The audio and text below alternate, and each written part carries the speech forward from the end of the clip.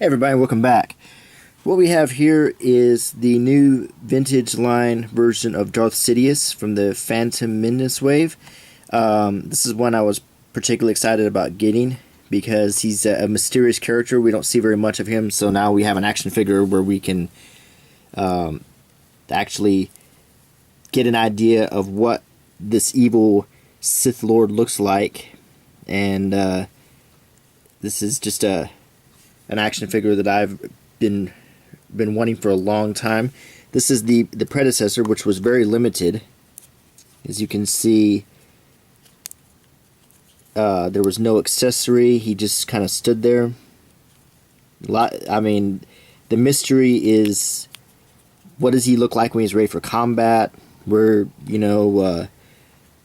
kind of lightsaber does he have? All these things that we never really see in the Phantom Menace is now kind of revealed in this figure.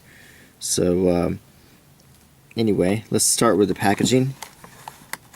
There's a good picture of Darth Sidious from the Phantom Menace here. And it has the green background and the green nameplate, like a vintage figure would. It has a life-sized statue of Darth Maul signed by George Lucas offer here. I'm not sure if I'd want that or not. And on the back, if you don't like this design, let me at least explain it. This is very similar to the original 1977 Star Wars packaging, where the figures were very simply laying out on the back. And this is definitely an homage to that. And I really do appreciate that effect, that touch that they're doing. I don't think it was a coincidence that they waited until the 3D version of the Phantom Menace came out to release these figures. I think they made some good picks. Jar Jar is not here among them. It's interesting that Quinlan Vos made the cut, considering it's arguable that he really was who he was supposed to be when this movie was made. Obviously, he was just a extra in the movie, and then they decided after the fact to turn him into a character.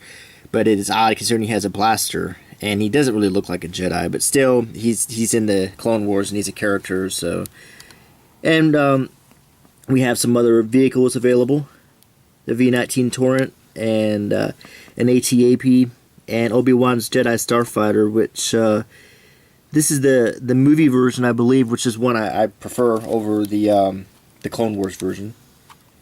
Okay, now let's actually look at the figure. When you get him, he's in his cloak. The hood obscures most of his face, kind of like the original one.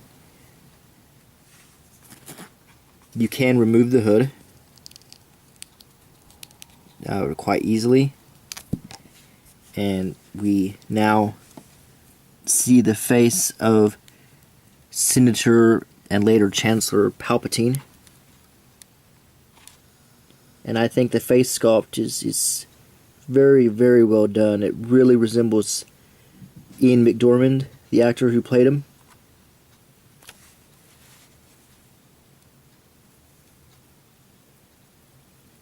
Profile and everything. Just a good face sculpt. He is armed with the lightsaber that we saw in Revenge of the Sith, which is a very elegant copper and silver lightsaber with a red blade. He has a cloak which can be removed.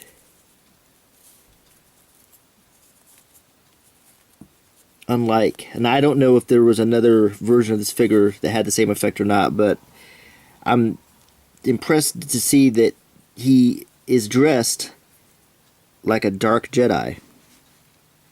As you can see, he has the tunic, a lightsaber belt, and he would look like a Jedi if the clothing were a little bit lighter, which is really kind of cool. He's sort of stooped, sort of hunched over.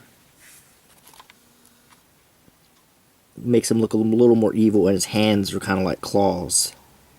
Very menacing looking. And as I showed you, it does come with an extra lightsaber hilt. I'll be honest, I actually prefer him like this. In minus the cloak.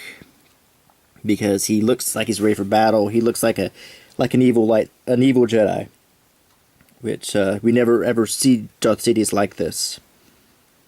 The other recent version we had of Darth Sidious was the after the Mace Windu battle version, where I believe this is the first figure I reviewed, and a much more limited figure. But this one is a versatile and an interesting figure. One I'm definitely glad to own, and I highly recommend getting. If you don't get any others from this Phantom Menace wave, try to pick this guy up. Well, anyway, I hope you enjoyed the review. Please rate, comment, and subscribe.